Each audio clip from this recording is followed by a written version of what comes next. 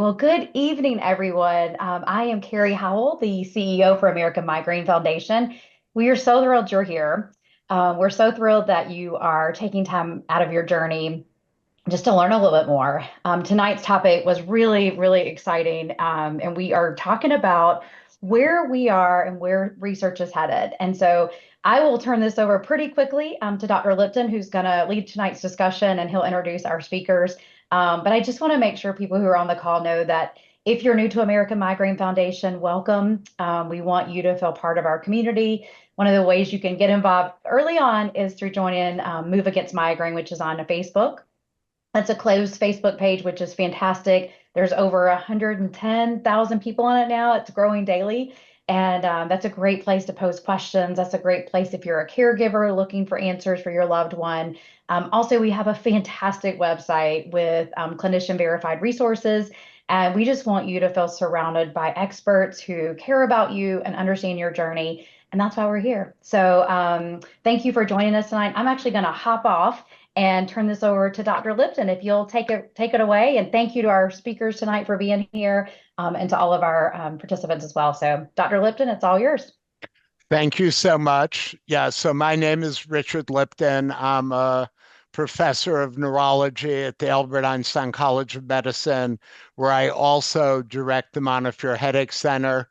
I've been practicing headache medicine for 40 years, which is slightly alarming to say, but nonetheless true. And I'm thrilled to be here with you to update you with my colleagues on some of the exciting things that have been happening in our field.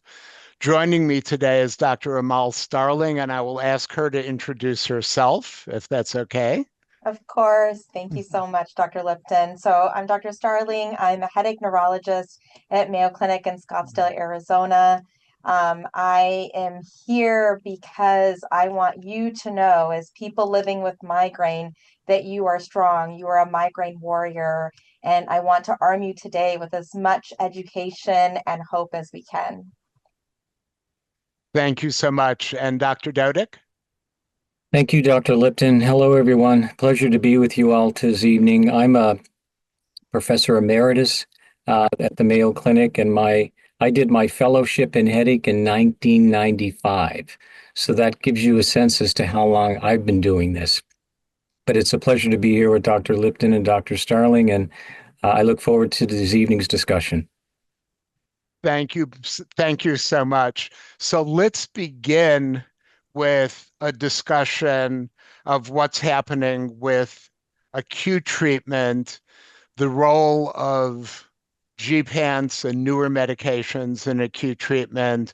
And I'd like to start by asking Dr. Dodick to give us his perspective on the place of acute treatment and newer acute treatments in the migraine landscape. Thanks, Dr. Lipton. So I guess we first should define what it is we mean by acute treatment. So acute treatment, I sometimes tell patients it's as needed or on demand.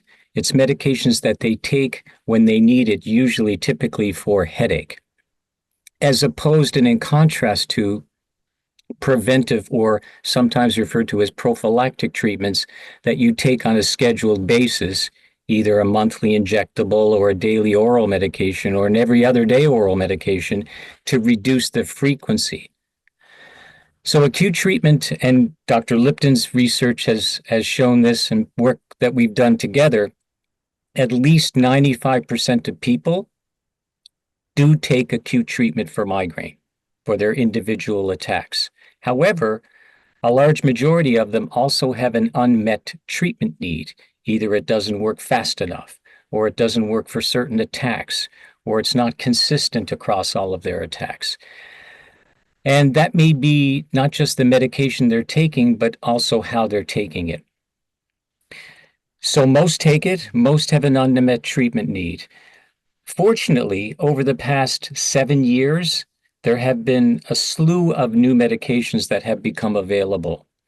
And there's two different classes. One, as Dr. Lipton alluded to, are something called Gepants, which is really the suffix for these medications. Ubrogepant, Rimegepant, Zavegepant, So G-pant is the suffix, but they're referred to as G-pants. And these block, as some of you I'm sure know, a peptide or a protein called calcitonin gene-related peptide, or CGRP. And CGRP has been speculated, back in the 1980s, as probably being important for migraine. And so fast forward 40 years, we've definitely been able to show, and by we, I mean the collective we, the scientific community, has been able to show that migraine is involved in generating an attack, and blocking it is effective in not only eliminating that attack and diminishing and eliminating the pain, but also reducing the frequency. So we have a number of G-pants that have been approved over the last 7 years for the acute treatment of migraine. We also have a G-pant that's been approved for the preventive treatment of migraine.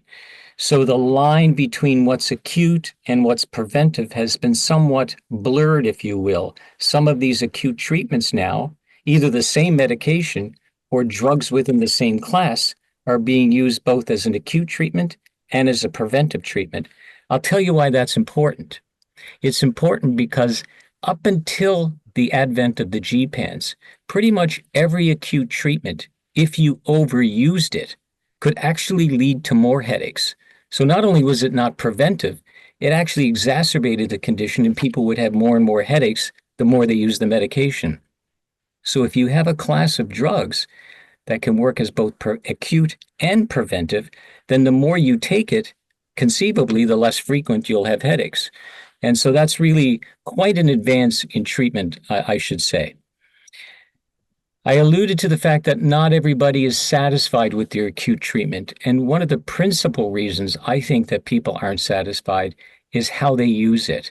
And the most important factor in ensuring that you respond quickly and completely to an acute medication is when you use it in the midst of an attack.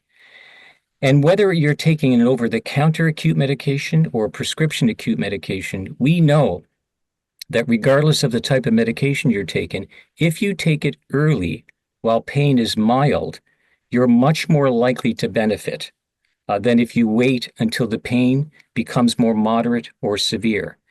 Now, in the past, people might hesitate in taking their coveted or medication because they only get so many per month. And so they don't want to use it up. And they want to see if this one is going to end up being a bad one before they actually take this medication. Unfortunately, what ends up happening is they take their coveted medication after they allowed their attack to escalate and progress. It doesn't really work as well. They have to take a second one, so they end up exhausting their supply faster by waiting. Also, there was some concern about medication overuse headache or rebound, this phenomena where the more they take it, if they're not really sure if they need it, the more likely likely to get into rebound. But with these newer medications, it isn't so much a problem or concern. So taking it early matters. Now, in the past couple of years, we actually, and the three of us here, were involved in something called the prodrome study. So migraine, as you probably know, consists of multiple phases. There's the headache phase, but before the headache phase, in the majority of people, they have something called the prodromal phase, where before the headache begins, they have symptoms. Those symptoms could be nausea, could be fatigue, could be neck discomfort, could be dizziness, could be light sensitivity, could be yawning, could be sensitivity to sound. So there are a variety of symptoms that people can have prior to the pain beginning. Not always do people necessarily recognize it until it's brought to their attention. So we did a study where we used one of these G-pants during the prodrome. In other words, before the pain began. And what we tried to do was measure the percentage of people who then went on to develop at least moderate or severe headache within 2 hours, and within a 24-hour, and within a 48-hour period. And what we showed was that you were significantly more likely to develop a headache that was moderate or severe at 2, at 24, and at 48 hours if you took placebo than if you took ubrogepant. What that means is that if you treat during the prodrome, you either reduce the likelihood that the headache is going to occur in the first place, or you may significantly attenuate the severity of the attack and therefore the disability associated with the attack. What we were also able to show, even though this wasn't the principal reason we did the study, is that ubrogepant also treated those prodromal symptoms, not just the headache, but the dizziness and the fatigue and the neck stiffness and the sensitivity to light that patients experience during the prodrome. Why is that important? Well, it's important, I think, for a number of reasons, not the least of which you can prevent the headache, but also that if you avoid the headache that can last hours to days, you avoid activating and sensitizing the pain system. And if you can avoid that, not only do you avoid the disability associated with the attack, but, and we haven't shown this yet, but Dr. Lipton has shown in his research that the more effective you are with your acute treatment, the less likely you are to progress to chronic migraine over time. So this actually has long-term implications. If you treat effectively during the prodrome or while pain is mild, and you're not lingering with a headache for hours to days, in other words, you effectively use acute treatment, you might not only reduce the disability associated with the attack, but you might reduce the risk of progression over time. So very important. And the caveat is we haven't shown that yet, but I think many of us believe that to probably be true. So I could go on forever, Dr. Lipton, but I think I'm going to stop there and let you carry on. Okay, well, thank you for that wonderful introduction. Dr. Starling, maybe you could tell us your approach to using preventive treatments and using acute treatments on top of preventive treatments. Yeah, so, thank you so much, both of you, for talking about these topics. I think many of the things that Dr. Dodick highlighted, I just wanted to re-emphasize and then kind of tie in prevention into that. Number one thing that you've heard throughout everything that Dr. Dodick mentioned is that migraine is not just a headache. It is not just about the pain. And I think that is somewhere where we need more research, but we actually are starting to develop data.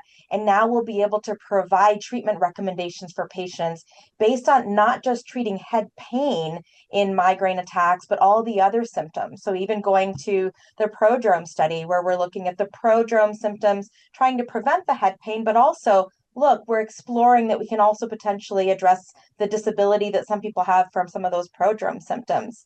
And then just this concept of, these effective acute therapies can really start reducing that disease progression. And Dr. Lipton and I were involved in a study where we were able to look at a survey study, and we were looking at what differentiated people from having a higher frequency of headache and migraine days from a lower frequency of headache and migraine days. And interestingly, one of the main factors that differentiated that was the effectiveness of their acute treatment. So it's really important for me to talk to my patients about not only an as-needed treatment, but what is a good as-needed treatment effect? I tell people within 2 hours, you should be back to your normal self. You should not have limits because of your migraine attack. You should not also have limits as a result of side effect from the medications. And so we really want people to know that the goal is that within 2 hours, you're back to your normal self. And if you're not, let me know, and we'll continue to work together to try to optimize that. So that is what we do for individual attacks. And it is true that some of these medications, the G-PANs, if used more frequently, can start to affect the frequency of days that they're having headache and migraine. And that's where we talk about the preventive effect. So the other thing we want to be really more proactive about is prevention. So in the past, prevention, and even now, prevention, unfortunately, is not started soon enough.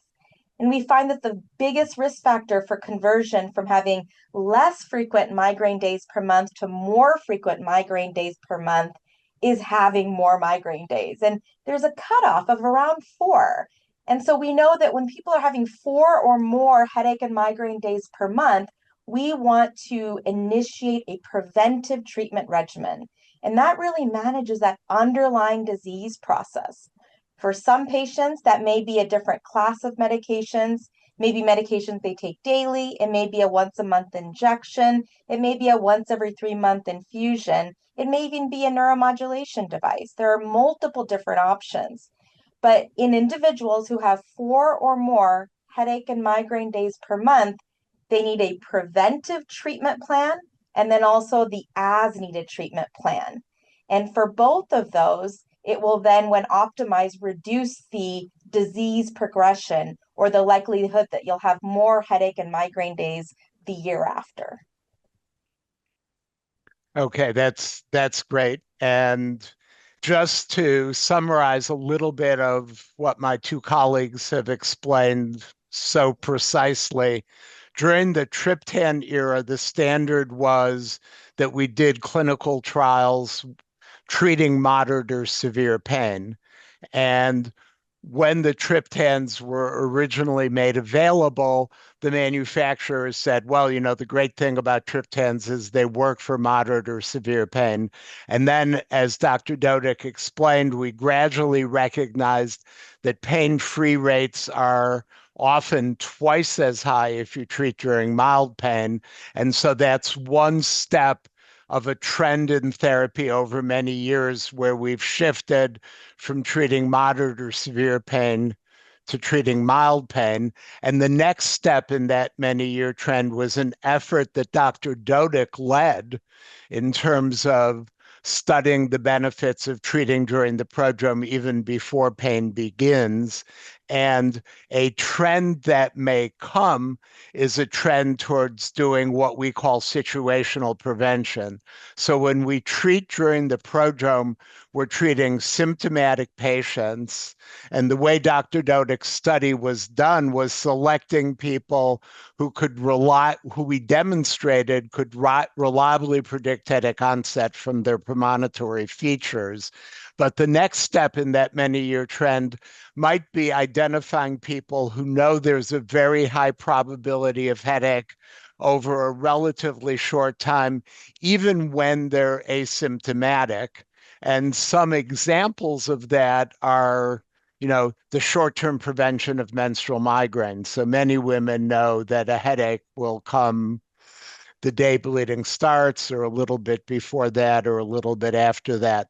Some people know that they wake up on Saturday morning with headaches, and even though they're asymptomatic, they might be able to take a medication on Friday night.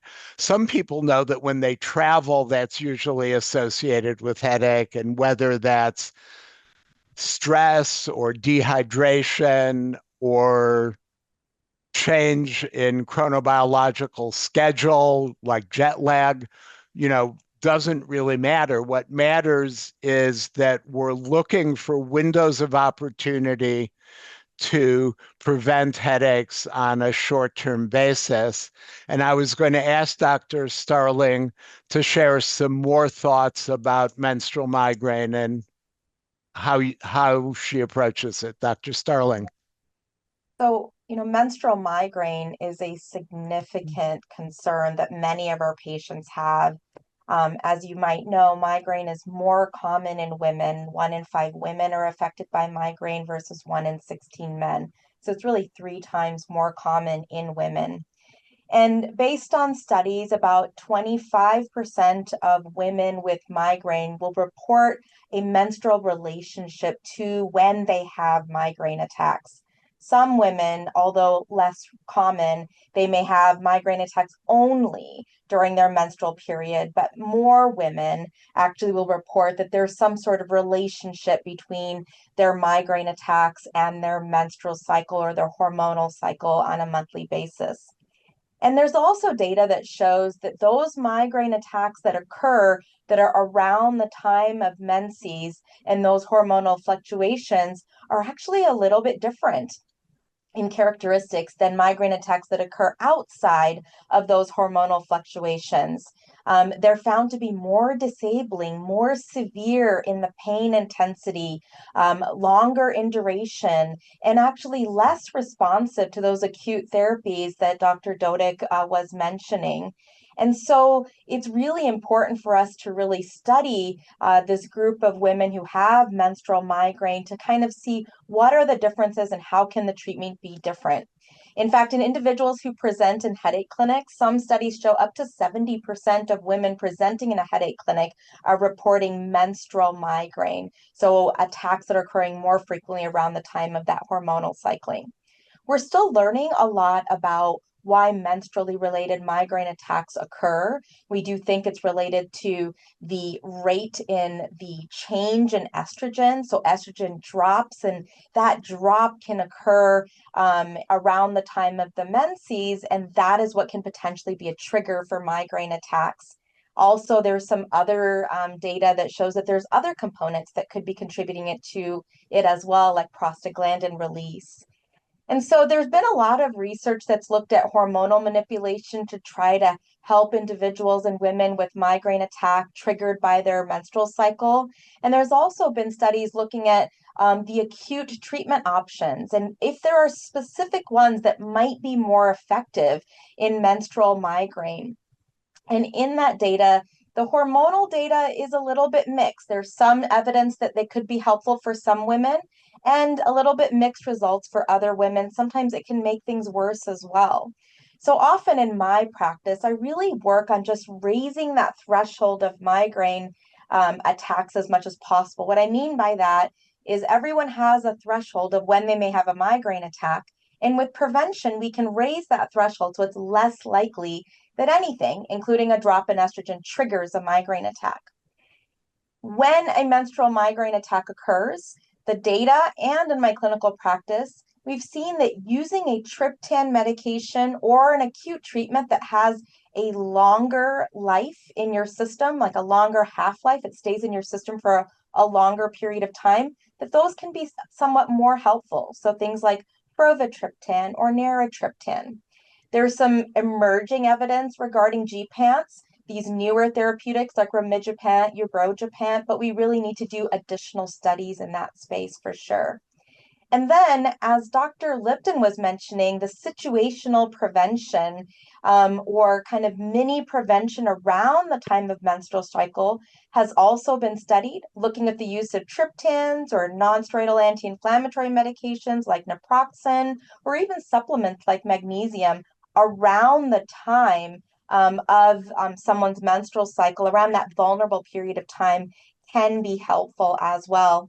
You know, some of those things are challenging because that really requires a woman to have a very consistent cycle to know exactly when to initiate that prevention. And that's why often in my own clinical practice, especially since most of the women with menstrual migraine also have migraine attacks outside of their menstrual cycle, I often will again work on that threshold piece of things, initiate prevention like any other patient with migraine so that we raise their threshold so it's less likely that any trigger, whether it be estrogen or something else, may trigger a migraine attack. Yeah, so it may be the case, well, there is evidence, and I like the way you talk about threshold, but there are some women who can drink at other times of the month, but not when they have their period. And what that says is there's a trigger factor powerful enough to initiate headache in a period where the threshold is lowered and it's easier to initiate attacks. Of course, there are other people who have headaches triggered by alcohol no matter when they drink. And the reasonable thing there is to absolutely avoid alcohol. I think an important implication of what both Dr. Dodick and Dr. Starling have said is that there's work you can do that's very difficult for your clinicians to do to help bring your migraine under better control. So I do think keeping a diary is very helpful.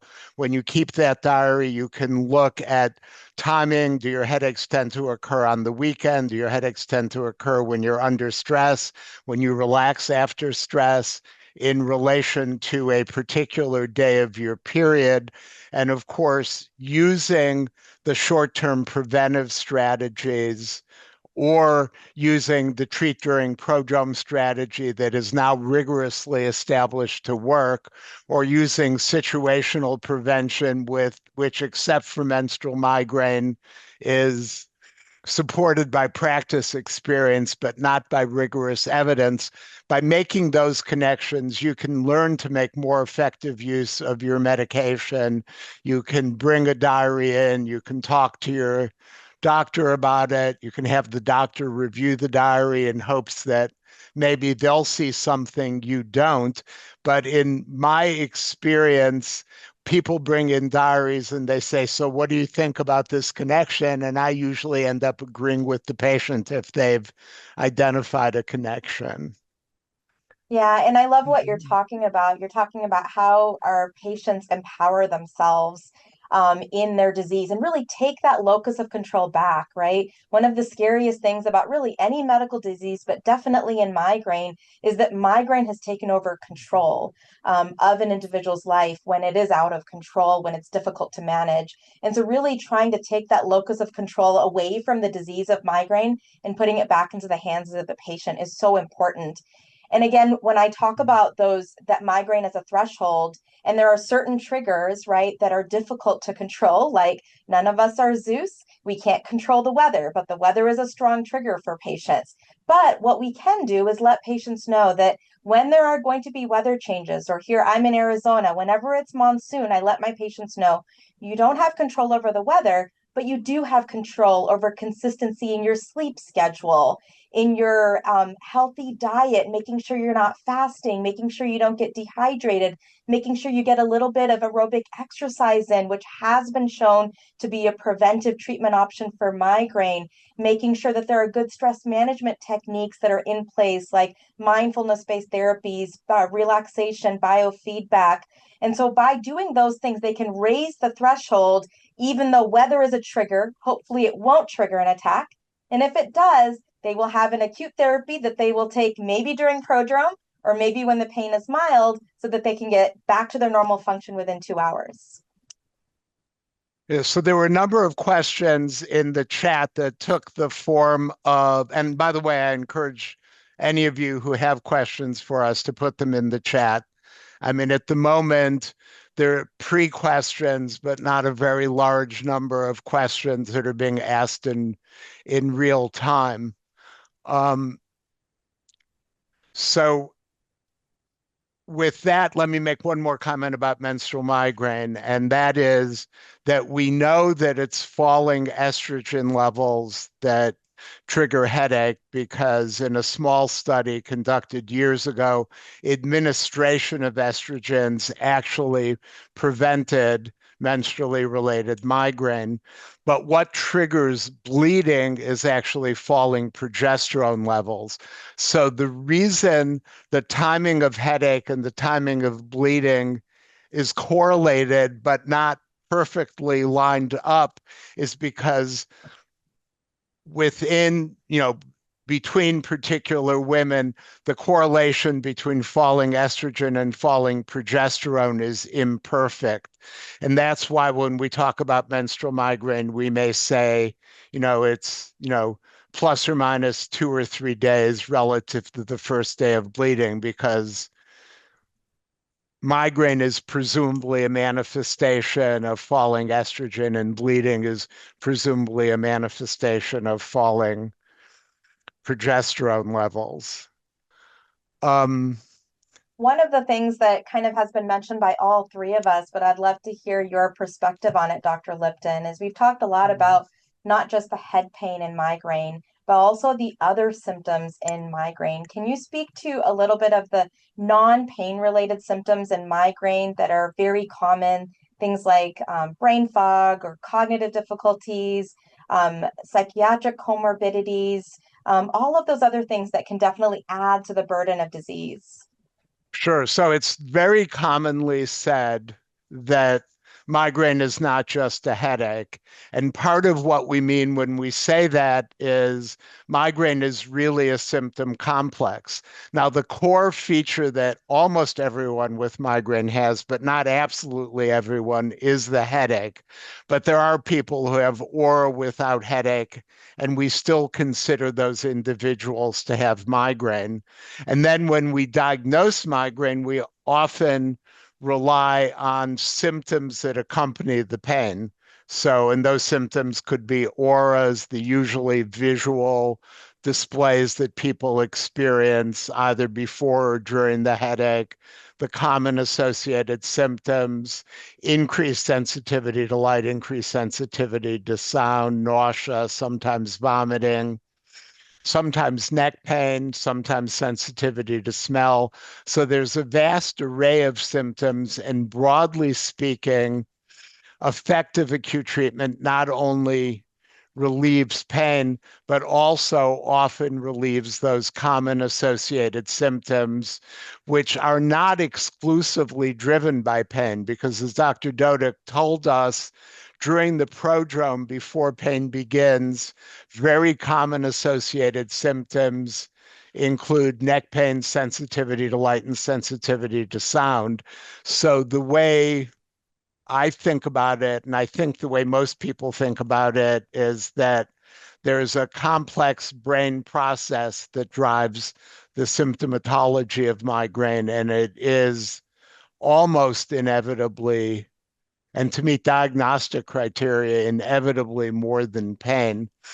One of the features of migraine that I think we've known about for a long time, but not paid a lot of attention to, are the cognitive symptoms. So many people during migraine attacks say they have difficulty concentrating, maybe difficulty finding words, maybe difficulty attending to their tasks. And part of that is a direct consequence of pain. So when you're in pain and you try to do something, the pain actually diverts cognitive resources from the task you're doing that you're using just to try to look relatively normal when you're not feeling so normal at all. But part of the cognitive symptoms, I think, reflects events that are taking place in the brain, and the cognitive symptoms often precede the onset of pain. So it's not just that pain diverts us. And there's been a lot of work over the last few years in developing better ways of measuring cognitive symptoms in migraine. And one approach is to measure what the patient tells us. And perhaps that's the most important approach. So patients will report an array of cognitive symptoms, difficulty finding their way to a slightly unfamiliar place, difficulty reading a map, difficulty driving. And, many people with migraine say they won't drive in the midst of an attack. And I think that's a good thing for personal safety, because when you're driving, bright lights might distract you, loud noise might distract you. And oftentimes cognitive function isn't really perfectly normal. But, beyond that, you know, Dr. Dodick described the prodrome, the headache phase, and the postdrome, but there almost everyone with migraine fortunately has a period of their life when they're not really having headache at all. And we tend to call the period that includes the prodrome, the headache, and the postdrome the ictus, the attack. And we call the period in between attacks the interictal period. And recent evidence has emerged showing that a significant part of the burden of migraine occurs during the interictal period. And there's actually a questionnaire called MIBS the migraine interictal burden scale that's designed to measure that interictal burden. And it's now been included in some clinical trials. And there's evidence that some of our CGRP preventive therapies not only prevent attacks, but make the attacks you get less severe and also reduce the burden that people experience between attacks. So part of the motivation I have as a clinician and part of the motivation you might have as someone who experiences migraine is using effective treatment, not just to prevent attacks, but to make them less severe and to reduce the interictal burden. And as Dr. Dodick so clearly articulated, to take steps to prevent progression. By the time people come to see headache specialists, they've often had episodic migraine for years, and they now have what we would call chronic migraine, where they're experiencing headache 15 or more days a month. And broadly speaking, um, people are harder to treat when they come to medical attention late. And so that's why I think a major goal of treatment, as my colleagues have said, is not just reducing the burden of illness today, but keeping headache from progressing and reducing the burden not just during attacks, but during the period between attacks as well. So I don't know if you'll relate to this, but many people with migraine who have frequent headache in particular really live in fear of the next attack. They're afraid to make plans. They're afraid that they'll have some important work activity they won't be able to engage in. So recently I saw a patient who was looking forward to her long anticipated daughter's wedding, and she was terrified that she would be ill for the wedding. And I actually gave her situational prevention with one of the longer acting G-pants. And she didn't have a headache during the wedding. And of course, I don't really know if I helped her or not, but I do know that I reduced her fear about the upcoming wedding, maybe reduced stress that might have increased the chances of her getting a headache. And if you're using drugs with very favorable safety profiles that don't carry a risk of medication overuse, ultimately I try to be science driven, but ultimately I want to do what will be most helpful to my patients. And I'm always happier if science tells me what I should do. But all of and everyone who practices headache medicine knows that we sometimes get into an area where we don't have evidence. Dr. Starling also asked me about comorbidities. So migraine has a large number of comorbidities, and comorbidity means a condition that occurs in this case in people with migraine with greater than chance frequency. And two of the most important comorbidities are depression and anxiety. You know, and I've studied those comorbidities in population samples for many years. I used to be afraid that talking about links between migraine and depression and migraine and anxiety would enhance the stigma of migraine, and I was a little reluctant to talk about it. But the reality is depression also travels with epilepsy, it travels with stroke, it travels with Alzheimer's disease. And I am not saying that people have migraine because they're depressed. I'm saying that migraine and depression are fellow travelers, that we know, at least in some cases, that there are common genetic, hence biological origins that contribute to the links between migraine and depression.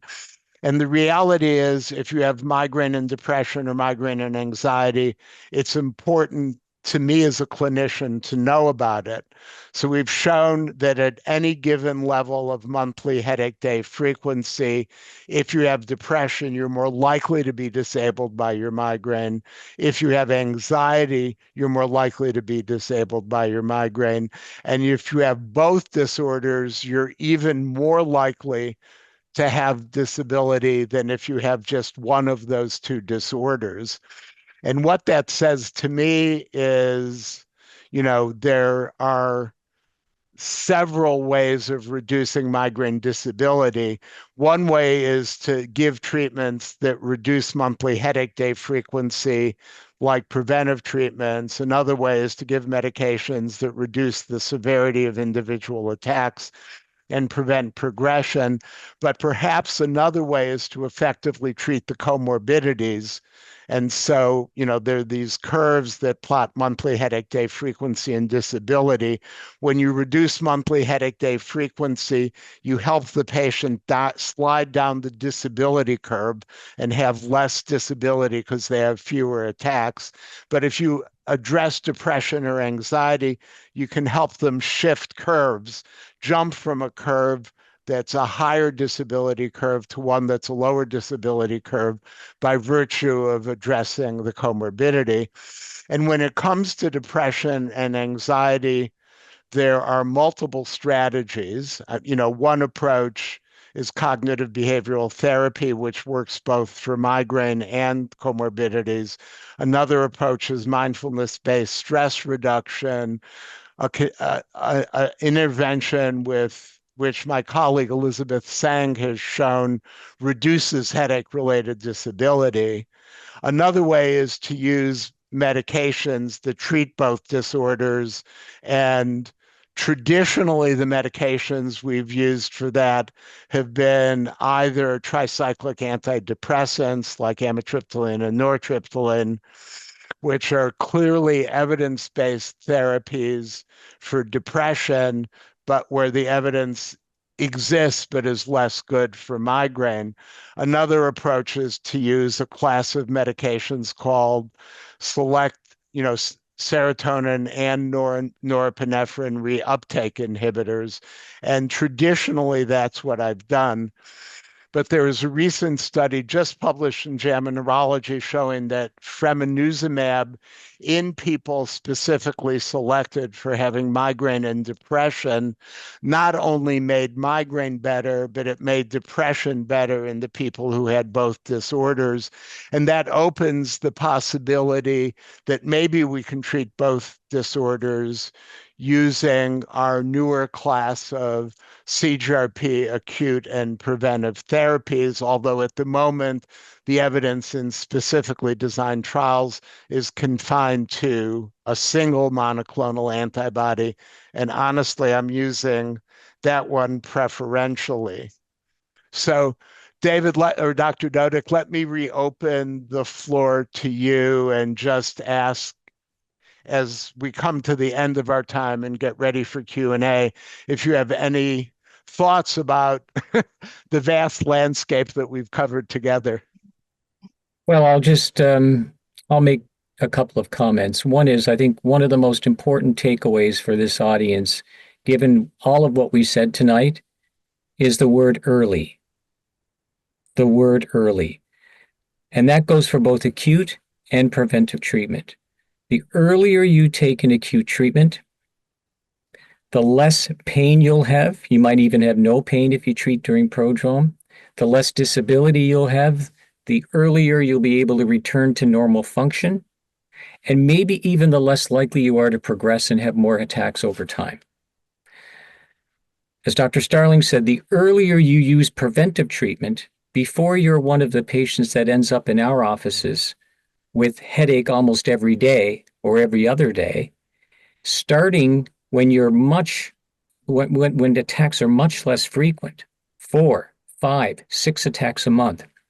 If you're having one a week, and by the way, when I say attacks, it's not just headache. While we've always said as a community, migraine is more than headache, we don't necessarily conduct trials that way, and we don't talk that way. So when we measure the response to an acute treatment, what do we measure? Headache. When we measure how effective a preventive therapy is, what do we measure? Headache days. You've heard, if nothing else today, that there are symptoms within an attack that occur before the pain begins and may last hours to days after the pain ends. And you've heard that people are plagued sometimes by symptoms that occur in between attacks: cognitive fog, sensitivity to light, nausea. And so I predict a day when we're going to change the way we evaluate and determine the effectiveness of both acute and preventive treatments. So it's not just going to be how effective they are for headache, but how effective they are for the syndrome and the symptom complex. And, sometimes we'll see patients who come and they're put on a monoclonal antibody or some other preventive medication, and they'll say, well, not only are my attacks fewer, but I feel so much clearer and better in between the attacks. That's treating the disease, that's treating the condition, not just ensuring that they have fewer headaches. So early is the word of the day, and ensuring that you're monitoring other symptoms, not just headache. I guess the other thing I would say is we've bisected acute and preventive therapy. Being on a preventive treatment doesn't preclude the use of an acute treatment, obviously. And one of the things I think we probably all agree on is that when you're on a preventive treatment, you're more likely to respond more consistently and more quickly to an acute treatment. So many acute treatments work even better when you're on a preventive treatment. That includes, by the way, when you're on a CGRP drug for prevention. I know before these drugs became available, the prevailing wisdom was, well, if you're on a drug that blocks CGRP for prevention, why would you take it for acute treatment? Because you've already blocked it. It turns out, and there may be some controversy around this, but my clinical experience and data that we published and others have published is that actually the acute treatment that blocks CGRP works even better if you're on a drug that blocks CGRP for prevention. So I think it's important to remember that acute medicines can be added, of course, when you're on prevention, because none of these drugs are usually 100% effective. And acute drugs tend to work better for prevention. So those are some of the comments that I'll close with, Richard. Okay, that's great. Dr. Starling, do you have any comments you want to make? And then we'll try to answer a few questions. Yeah, I love the way that was summed up, that early is really what we're trying to emphasize here. I think the other thing that's important to consider, and this is something that's important not only for patients to understand, but also it's something I talk about with my trainees and with other physicians and colleagues as well. There still is thought that migraine is something that occurs on the day that you have an attack. And that's why people will call it, oh, I have 4 migraines per month. And so I always like to again, use language to reframe the disease of migraine. In someone who has migraine attacks, they have migraine every single day. And that's what both Dr. Lipton and Dr. Dodick are talking about, managing that underlying disease. When you have migraine attacks, whether it be 15 days per month, whether it be 6 or 4 days per month, or maybe even a couple times a year, you have migraine, which is a disease that is present on a daily basis. It has a genetic underpinning. I will tell my patients, the DNA that has made you susceptible to migraine attacks, it doesn't jump in and out of your body on a daily basis or when you have attacks. It's always there. So that's why it's so important to manage the underlying disease of migraine on a daily basis with something for prevention. For some people, it might be a medication. For other people, it might be lifestyle modifications if they have less frequent than 4 days per month of migraine and headache and other symptoms. And so really understanding that migraine is there every day, and on individual days, you may have a migraine attack. For my patients, I like to compare it to asthma. For some reason, people really understand that when you have asthma attacks, it means you have asthma every single day. And on certain days, you may have an asthma attack. And people understand that when you have too many asthma attacks, not only do you need a rescue inhaler or an as needed acute treatment, but you also need something to manage the underlying disease. And it is the same thing with the chronic disease of migraine. Yeah, so I love what you said. A number of years ago, there was, epidemiologists like to classify diseases as chronic or episodic. So an episodic disease might be something like a cold or the flu or a COVID infection. a monophasic illness. And then chronic diseases we think of as ever present with relatively stable or progressive manifestations like Alzheimer's disease or Parkinson's disease or whatever. But the reality is there are a large number of diseases that I like to call chronic disorders with episodic attacks. And, migraine is a great example, as is asthma. And the characteristic of those diseases is that their most prominent manifestation is the attack, but people live with an enduring predisposition with the tendency to have attacks in certain situations. And what's true of all of those disorders is that they have acute and preventive treatments. There are opportunities to try to predict when an attack may take place and intervene early to prevent it, that they're a little bit difficult to define because we end up defining them by the number of attacks a person has had when we try to write diagnostic criteria.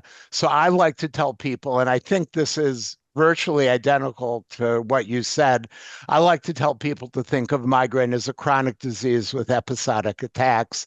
And when people really get into trouble, the episodes go away. And that brings us to one of our first questions. So someone wrote, essentially, I have headache almost every day. I have allodynia, meaning the experience of ordinarily non-painful stimuli as painful. So people with allodynia will report it hurts to wear earrings, it hurts to take a shower, it hurts to put my head down on a pillow, I can't wear a necklace, I can't wear a tight hat. And the question was, is there any hope for me? And I'll leave it to either of you who wants to take that question. Yeah, I'm happy to speak to it first. So, this is really the vast majority of my patients. So, number one, knowing that you are not alone, that unfortunately there are many people that are at this severity of disease, and there are still many, many things that we can do. And it's also related to a question that was just asked about a very well-informed question about the International Headache Society guidelines, the position statement, and what are our goals for patients, right, as far as treatment goes, and what is realistic for those that are on the more chronic end or the more severe end of disease. So for my patients, when they're having daily headache, although my goal for all of my patients is to eventually get them to as many headache-free days as possible, for those people that come to me with daily symptoms that are severe in severity and then just have a lot of burden of disease on a daily basis, I really focus on function and really focus even on their headache diary, again, to just that be purely about function, using like a traffic light, green, yellow, red. Red is a day where you're unable to function at all. A yellow day is you're able to function, but with some, change in your function, some impairment in your function. And green is you still have symptoms, but you are able to function to a great degree. And so for those individuals, we're aggressive about their lifestyle modifications, about their preventive treatment options, and we're focusing on looking for, I always call it the green revolution. I want to see more and more green days. And then we also want to work on their as-needed treatment options. And so especially for those people that have quite a bit of allodynia, the as-needed treatment options can vary based on the presence or absence of allodynia. So Dr. Dodig, did you want to talk a little bit about allodynia and different acute therapies that can be effective for people who may have attacks with allodynia? Well, there has never been a medication shown to be effective for allodynia per se. But what I would say is that the goal of managing allodynia is to reduce the frequency of attacks. If you reduce the frequency of attacks, you reduce what we call the sensitization or persistent activation of the pain pathways, and that will in turn reduce the presence of allodynia. So if you get control of the disease by reducing the frequency of attacks, inevitably you reduce allodynia, either its presence or at least its severity. And generally speaking, that's accomplished more through preventive medications than it is through acute medications. It so happens that, as I alluded to in the very beginning, the more frequently you use almost all acute medicines, except for GPANs, the more likely it is you're to get into this rebound or medication overuse headache state, which really is due to sensitization of these pain pathways, which produces allodynia. So I like to think that getting out of allodynia is really about reducing frequency, which is really about using effective preventive therapy. And by the way, I'll respond to that question by saying, if we couldn't help the overwhelming majority of people exactly in your state with every other day or almost every day headache, we would have all retired a long time ago. Absolutely. Absolutely. Yeah, thank you. Thank you for that. I mean, there is some evidence that perhaps nonsteroidal anti-inflammatories may have benefits as acute treatments in allodynic patients, though I am certain that there would not be universal agreement on that point. So someone else asked a very important question. Um, and Dr. Dodick, this time let's start with you. The question is, what is happening in the treatment of sinus migraine? I've been told I have sinus headaches. I've been told I have migraine. What do I have and what should I do? What a great question. So long ago, one of my first fellows and I did a study called the Sinus and Allergy Migraine Study. And we advertised in the newspaper and in other channels that we were running the sinus allergy migraine study. And so, as you can imagine, we got to 100 patients very quickly. And these patients came in all thinking they had sinus headaches. And guess how many actually walked out the door with true sinus pathology? 2. 90+% had migraine or some form of migraine. And the reason for that is guilt by location, because sinus pathology often causes, pain or pressure here or up here, right? Areas where migraine certainly may occur, migraine headaches may occur. Is guilt by association, because migraine is frequently accompanied by nasal congestion or tearing or rhinorrhea or runny nose or stuffiness. Also, guilt by association in that weather, as has been alluded to, can trigger migraine. So it's thought it must be my allergies. So it's guilt by location and guilt by association. It's uncommon. Now, it's also true that someone with sinusitis or a lot of mucosal inflammation inside the sinus can trigger a migraine attack, because those areas are also innervated by the same nerve that's activated in migraine, the trigeminal nerve. So it's complicated, but sinus headache as an entity is exceedingly uncommon. It tends to be more common with, sinuses that are deep inside the skull, not so much the sinuses here, but more the sphenoid sinus, which is deep in the skull, which can present with headache without a lot of other symptoms of sinus, like stuffiness and nasal congestion. But it's exceedingly rare, and the vast majority of people who think they have sinus headache probably have migraine. Yeah, I so mean, one of my biggest referral sources is our ENT department, where we get many patients who come to me and they say, I'm not sure why I'm here in the headache clinic because I have a sinus issue. But since they have come to us, we talk about migraine, they're still quite skeptical. We'll initiate treatment because we're offering treatment. And then they come back and they realize that, you know what, I'm benefiting from these treatments. I may have had migraine all along. The other guilt by association or guilt by even treatment effect is that often people will say, but what about the fact that steroids or antibiotics can be helpful for these sinus headaches? And so explaining to patients that certain antibiotics actually has an anti-inflammatory component. And of course, steroids are the strongest anti-inflammatory medication, and those things have evidence for the treatment of migraine as well. So just because you're responding to antibiotics or steroids doesn't mean it's sinus headache, but that it could still be migraine. And based on that diagnostic criteria and response to migraine treatment options, it often is.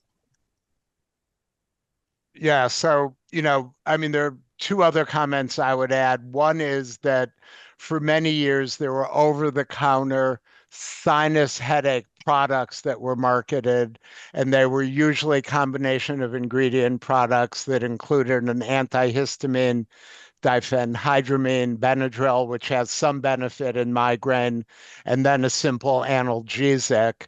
And the advertising actually, I think, confused doctors and patients. And part of the reason I wanted over-the-counter acute treatments developed is so that people who make over-the-counter treatments would advertise their treatments for what people have and not perpetuate the error. The second comment I'll make is we did a study a number of years ago where we looked at people who had migraine who had received other diagnoses. So this is similar to Dr. Dodik's study, but going in the other direction. And we found the two most common misdiagnoses were sinus headache and tension or stress headache. So sinus headache, as Dr. Dodik said, definitely exists, but at least in terms of the people who show up in headache centers, the overwhelming majority of people who come in with sinus headache prove to have migraine due to the mistakes that Dr. Dodik so very clearly articulated. Well, it's a little bit after 7 in New York, and that means that it's time for us to stop. But in closing, I would like to thank the American Migraine Foundation for giving us this forum to get together. I'd like to thank the audience for joining us this evening. I'd like to thank people for their many questions, and I'm sorry that we're unable to get to all of them, but I hope all of you will remain in touch with the American Migraine Foundation and find success in your journey towards headache relief.